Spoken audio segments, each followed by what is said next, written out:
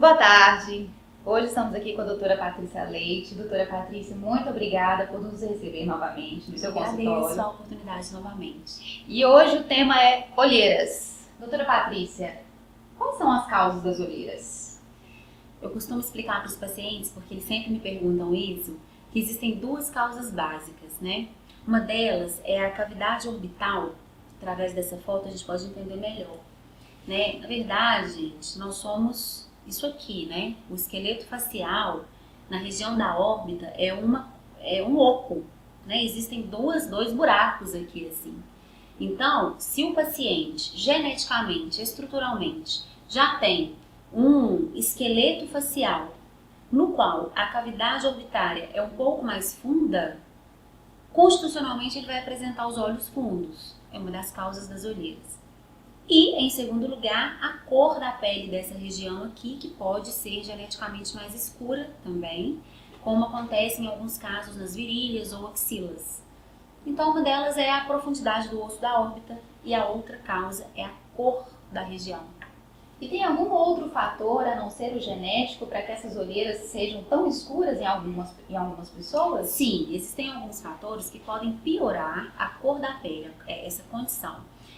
Fumar, hábitos de vida noturnos, pessoas que não dormem, que gostam de sair à noite, bebida alcoólica, cigarro, uso de drogas, tudo que faz com que a pessoa fique cansada, com que ela não descanse, né? A região dos olhos é o espelho da alma mesmo. Quando a gente está descansado, depois de uma boa noite de sono, a gente parece mais jovem, mais bonita, o olho fica descansado, né? E a pessoa que não tem esses hábitos saudáveis, é claro que isso vai refletir também no aspecto físico das pálpebras.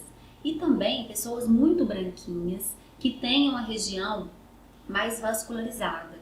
O excesso de vascularização local, seja ela por pele translúcida, algumas pessoas são atópicas, alérgicas, então elas vivem coçando o nariz, com conjuntivite, aquelas pessoas bastante alérgicas a ácaro ou qualquer outro antígeno ambiental, essas pessoas elas têm a vascularização da região dos olhos muito aumentada.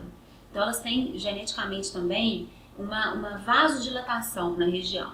Então esses vasos sanguíneos vasodilatados, ou seja, aumentados de calibre, eles fazem com que a região seja mais irrigada e esteja constantemente mais avermelhada. E o pigmento da hemoglobina, que é um constituinte do sangue, ele aparece através da pele com um tom um pouco azulado. E isso também piora a condição da cor da região orbital. E quais são os tratamentos, doutora, para esse tipo de problema? Então, Camila, mais uma vez a gente vai para o exame médico, né?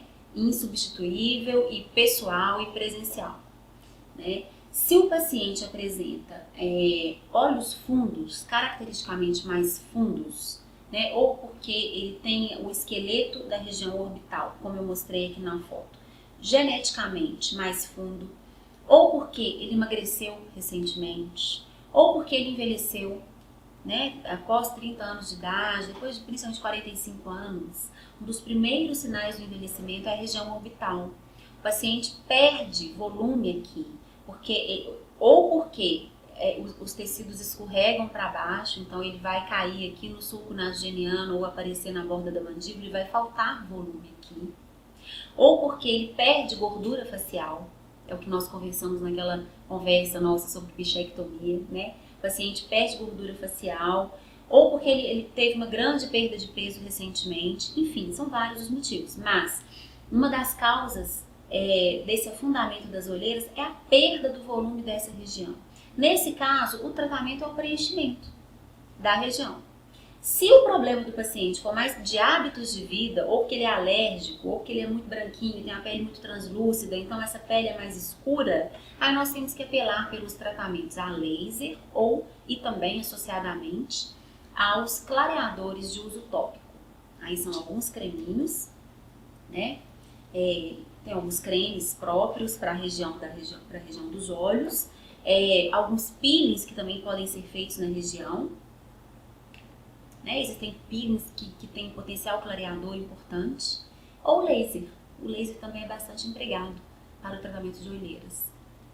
Já ouvi falar também da carboxterapia. Ela também é indicada para esse tipo de problema? Carboxterapia foi um tratamento muito utilizado, ele surgiu aí há uns 20 anos atrás, ele era muito usado há uns 10 anos, continua sendo usado até hoje, mas não está tão em evidência mais. Ela pode ser usada para tratamento de olheiras, mas os resultados são mais sutis. E para esses tipos diversos de tratamentos que nós podemos utilizar para tratar as olheiras, qual é a durabilidade deles? Por exemplo, o preenchimento da região das olheiras, aqui a gente consegue, né, visualizar mais ou menos a gente trata, a gente marca a região e preenche a região das olheiras, ele tem uma durabilidade média de 1 ano.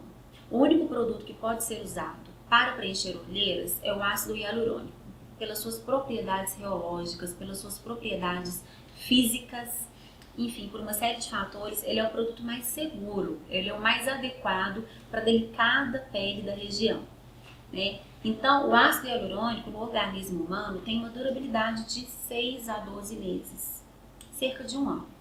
Os lasers, uma durabilidade um pouco menor. Então, você tem que continuar fazendo o tratamento. Não é uma sessão de laser que vai tratar a olheira para sempre. É bom fazer sessões de manutenção a cada 2 meses ou a cada 3 meses, assim como também para os peelings, né? E os produtos clareadores é aquela questão de hábitos de vida mesmo. A pessoa que tem olheira, ela tem que entender que ela toda noite antes de dormir e pela manhã antes do filtro solar aplicar umas gotinhas de antioxidantes clareadores e de cremes e ativos mais clareadores, como ácido tioglicólico, por exemplo, ao dormir. Então, o tratamento também não depende só do médico, e sim do cuidado do paciente com esses medicamentos, né? Com certeza, o tratamento de olheiras ele exige disciplina, né? É claro, ele pode vir ao consultório, aplicaremos o ácido hialurônico aqui, vai durar 1 ano, mas e a cor da pele, né? A cor da pele requer um cuidado mais caseiro, mais domiciliar. Se for com laser e peeling, tem que vir ao consultório de 2 em 2 meses ou seriadamente, dependendo do tratamento. Doutora Patrícia, após o preenchimento, é normal o paciente voltar com alguma bolsinha ou com algum inchaço após o preenchimento? É normal. É normal. O que acontece, né? É comum, não é que seja normal. O normal é que ele não volte, mas é muito comum. Então, o que acontece? O ácido hialurônico, Camila, tem a capacidade de reter moléculas de água, de atrair moléculas de água. Ele é uma molécula hidrofílica, que nós chamamos.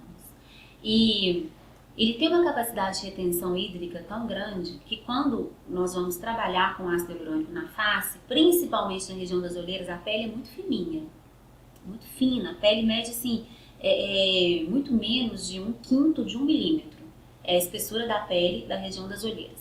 Então, quando vamos preencher essa região, é importantíssimo considerar essa propriedade hidrofílica do ácido hialurônico, porque se você preencher as olheiras e o paciente imediatamente sair do consultório com o olho totalmente preenchido, fatalmente, no dia seguinte, 2 dias depois, 3 dias após, ele vai retendo moléculas de água e aquele ácido hialurônico vai inchando na região.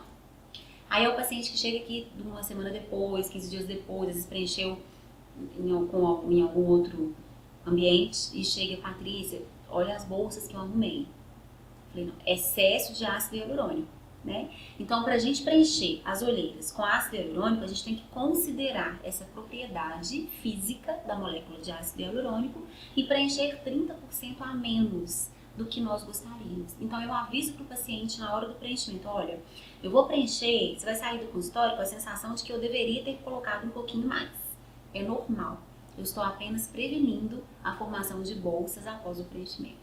Com 1 semana, 15 dias, no máximo 30 dias, a retenção hídrica já foi tão grande que o ácido hialurônico já se hidratou debaixo da pele das olheiras e já adquiriu o volume total que eu desejo para o paciente. E para o caso contrário, doutora Patrícia, para as pessoas que têm olheiras e ainda tem aquela bolsinha já genética? Sim, a bolsa de gordura. Isso. E qual é o procedimento para quem tem esse tipo de problema? Quem tem somente bolsas de gordura debaixo dos olhos, tem aqueles olhos empapuçados, principalmente quando acordam, né? A cirurgia plástica, a retirada das bolsas de gordura nessa região é o mais indicado. Então tem que abrir ou por fora ou por dentro, intraconjuntival, tirar essas bolsinhas, não retirar em excesso, para não dar aqueles olhos, para a gente não causar um olho encovado, né? A gente não causar uma olheira por falta de volume, né? Então tem que ter parcimônia, tem que apenas, eu gosto de cauterizar as bolsinhas e fazer uma ressecção parcimoniosa, né? Alguns colegas também, da técnica de cada um.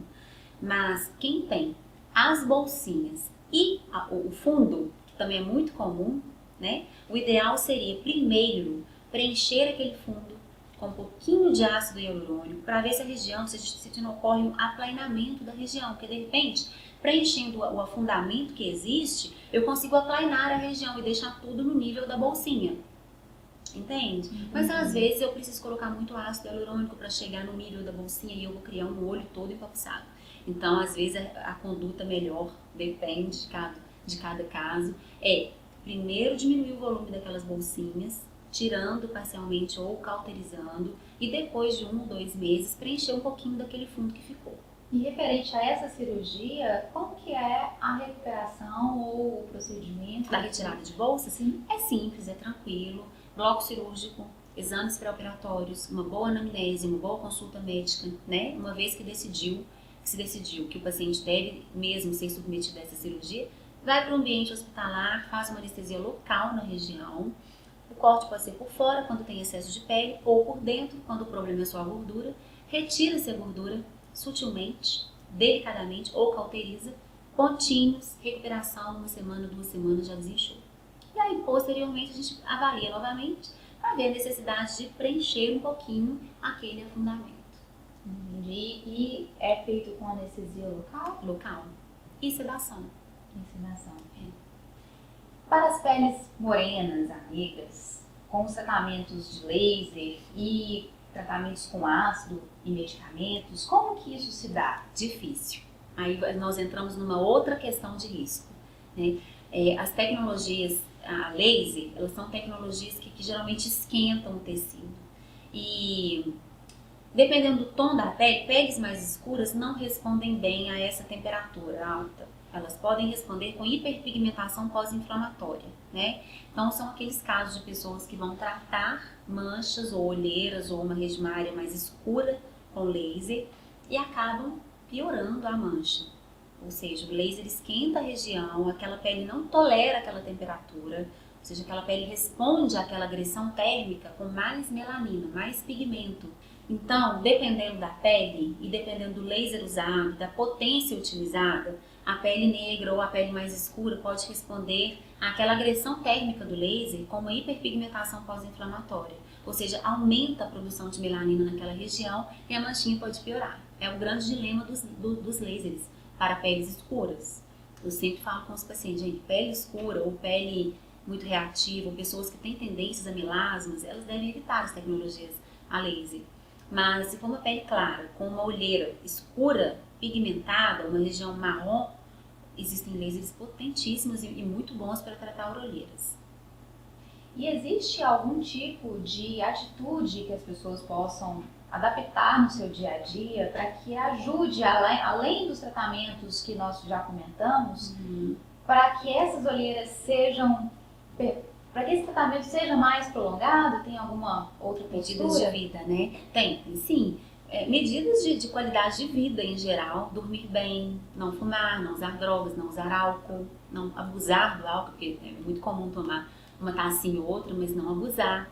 Adquirir hábitos de vida mais saudáveis, alimentação saudável, né? Que é fundamental para tudo, para a saúde, para a beleza, para tudo. E o uso de cremes domitópicos, ou manipulados, ou cremes industrializados. Adquirir o hábito de aplicar na região das olheiras todos os dias para dormir, despigmentantes. E antes do filtro solar, os antioxidantes, que são potentes também, são aliados potentes no controle da hiperpigmentação ao redor dos olhos. Essa pergunta eu resolvi acrescentar em função de várias receitinhas caseiras que nós encontramos na internet, com misturinhas de pomadinhas, né? Então, geralmente elas são mais para tratar a região a região, por exemplo, Bepantol ou algum óleo de amêndoas, hipoglós, né? A gente veio falar muito. elas melhoram a textura da pele, a hidratação daquela pele em geral. Não é que eles têm um potencial clareador, tá? Para que eles tenham um potencial clareador, é necessário que eles sejam ativos clareadores, cosmecêuticos clareadores. Aí a gente já entra no universo dos ácidos. Ácido tioglicólico, ácido glicólico, ácido salicílico, retinóico, fítico, côgico. Aí tem uma enorme variedade de ácidos que podem ser mesclados nas fórmulas manipuladas de acordo com a característica da pele do paciente. E os lasers, voltando aos lasers, quais lasers podem ser usados no tratamento para as orelhas? Os tradicionais é a luz pulsada e o ND-IAG 1064 nanômetros. São lasers assim, consagrados para tratar as olheiras. Mas existem lasers novos, tipo o Gen 12 da Roloderm, também, que é muito bom. Eu não tenho um aparelho, mas eu sei que trata muito bem olheiras. E uma variedade de lasers, mas os mais comuns são esses três. Muito bem, doutora Patrícia. Então, o melhor seria o paciente, com certeza, vir ao consultório, mudar seu estilo de vida, ter mais consciência do cuidado com a pele, do cuidado com o corpo também, né? Para que o tratamento seja cada vez mais eficaz e satisfatório. É a tecla que eu sempre bato, né? A cirurgia plástica, a estética, ela não resolve tudo, não. Eu acho que muito é da qualidade de vida, é dos hábitos de vida saudáveis, e aí a gente entra dando uma ajudinha a mais. Mas só de dormir melhor, tomar muita água, alimentação saudável, usar um creminho básico que seja, já melhora muito a região. Mas se o paciente tiver aquela órbita mais funda, o ácido hialurônico na região é um excelente aliado, e uma gotinha que você coloca já dá aquela sensação de jovialidade. Os olhos fundos são uma característica muito importante do envelhecimento, né? Às vezes a pessoa está jovem, está bonita, mas aquele olho fundo impede que o potencial de beleza daquela face aflore. Então, pequenas intervenções com os cuidados que eu expliquei, por causa da vascularização dos olhos, são procedimentos mínimos que dão um efeito máximo de olhar descansado, de jovialidade. Com certeza, e todo mundo hoje em dia busca essa jovialidade, busca essa rejuvenescida, principalmente da face, né, doutora Patrícia? Eu agradeço muito a nossa entrevista, muito obrigada por nos receber realmente no seu consultório e até a próxima entrevista. Até a próxima, conte sempre comigo. Muito obrigada.